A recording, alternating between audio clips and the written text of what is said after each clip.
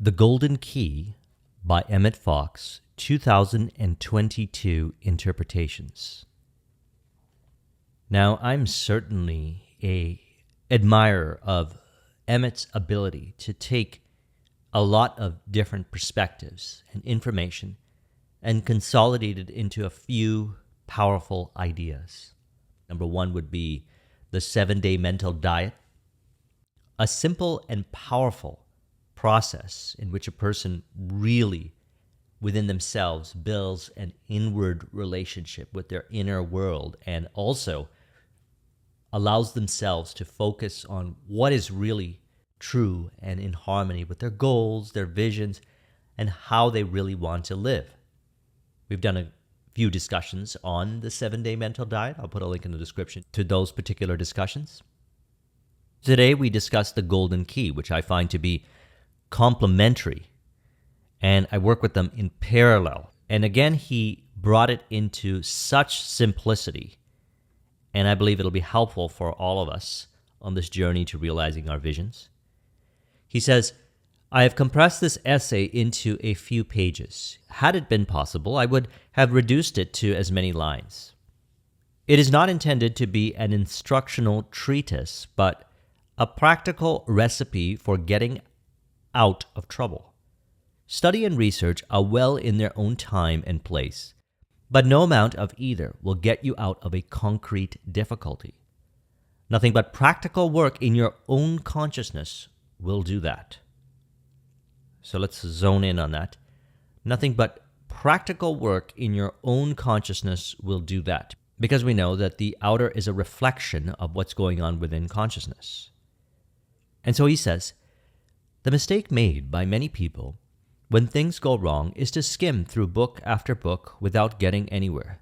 So in other words, what he's suggesting is looking within. And during times of difficulty or trouble, whatever that means to us, we have an opportunity to look within. He says, read the Golden Key several times, do exactly what it says, and if you are persistent enough, you will overcome any difficulty. So again, he brings it into very precise and distilled simplicity. So let's read it. He says, beginners often get startling results at the first time of trying, for all that is absolutely essential is to have an open mind. So that's what we want to encourage with this when working with the Golden Key, our open mind. And as we've been discussing, we can only close our own mind via our own thinking patterns. And he says, sufficient faith to try the experiment. Apart from that, you may hold any views on religion or none. As for the actual method of working, like all fundamental things, it is simplicity itself. All you have to do is this. Stop thinking about difficulty, whatever it is, and think about God instead. This is the complete rule, and if only you will do this, the trouble, whatever it is, will presently disappear. It makes no difference what kind of trouble it is. It may be a big thing or a little thing. It may concern health, finance, a lawsuit, a quarrel, an accident, or anything else conceivable. But whatever it is, just stop thinking about it and think of God instead. That is all you have to do. So, I, like you on this journey, have seen many interpretations, many perspectives, many ideas on what God represents, how God is. And here we're given an opportunity to go in and meditate upon what God means for us.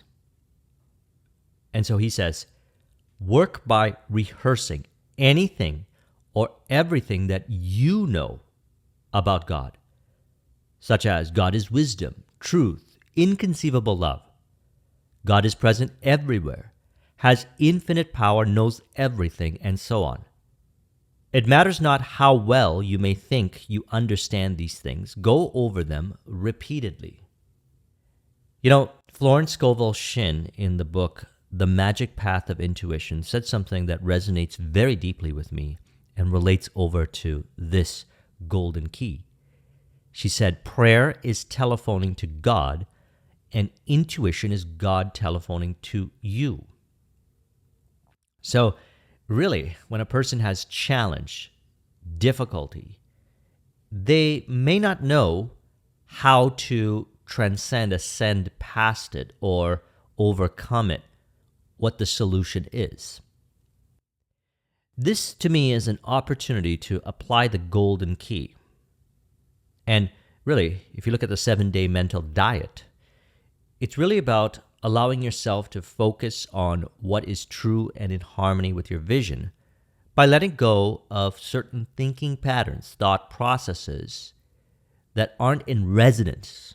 That's the key word, resonance, with how you see yourself, ideally, in your vision. And the process of the mental diet really is the letting go of that thinking, part one, and part two, focusing on what is in harmony and in contribution. In Tuesday's video, we spoke about actually focusing on harmony, meditating upon the word harmony. And what he's suggesting here is meditating upon the word God. And what I have found to be the most helpful for me, and I recommend this and suggest this for others, is to find our own intuitive relationship and meaning within ourselves. This will allow us to, if we go through a challenge or difficulty, work with the golden key, because he's really suggesting, work with rehearsing anything and everything that you personally know about God. And we do this in our imagination. We run through an inner dialogue, or we imagine. And like we did in Tuesday's video, we dedicate a bit of time. Could be a few minutes, could be 20 minutes.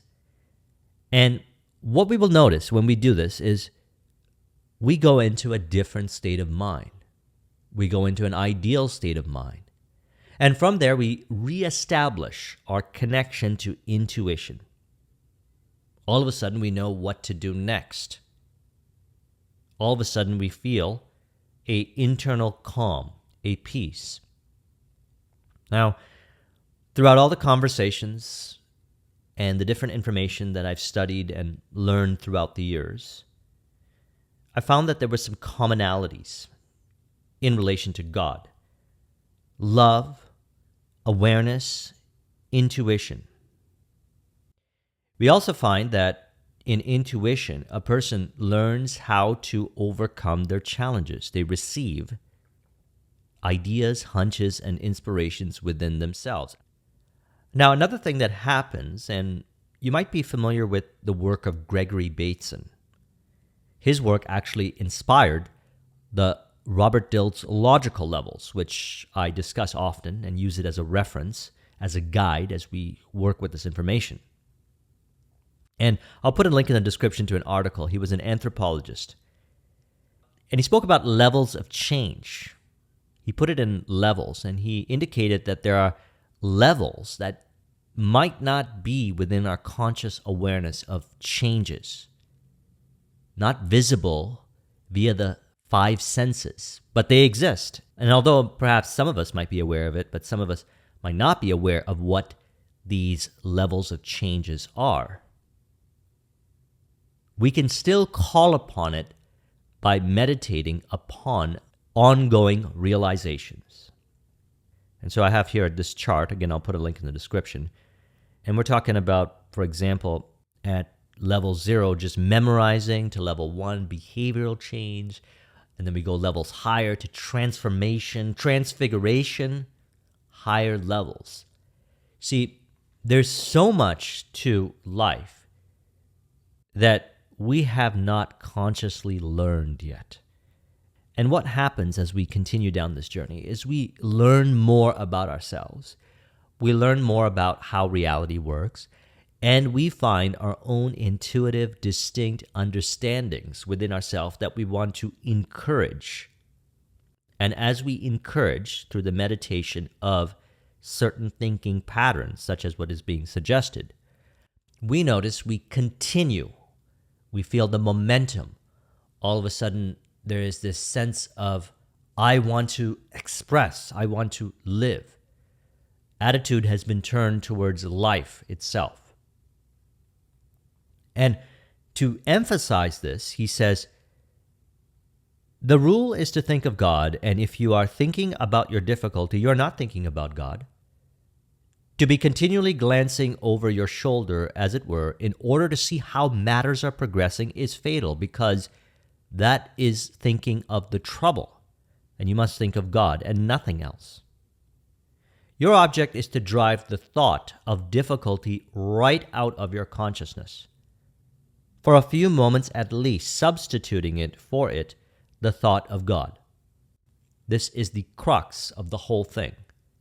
If you can become so absorbed in this consideration of the spiritual world that you really forget for a while all about the trouble concerning which you began to pray, you will presently find that you are safely and comfortably out of your difficulty, that your demonstration is made.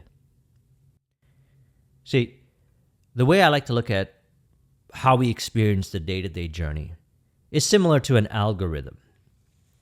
So many of us are watching this here on YouTube, and if we go to our home screen, we'll see different selections of videos that YouTube had automatically suggested because we watched certain videos. We call that the algorithm. That's a form of calculating, a set of instructions.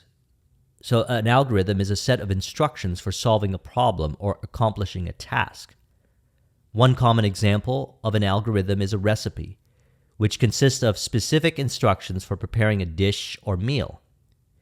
Computerized devices use algorithms to perform its functions in the form of hardware-software-based routines. And such is the case with social media and the internet. As we continue to view certain websites and certain information and content, we'll start to see more of that content being presented to us. And I trust you've been also seeing this. That's a replica of how life works. We take how life works and we put it into a computer, mimicking.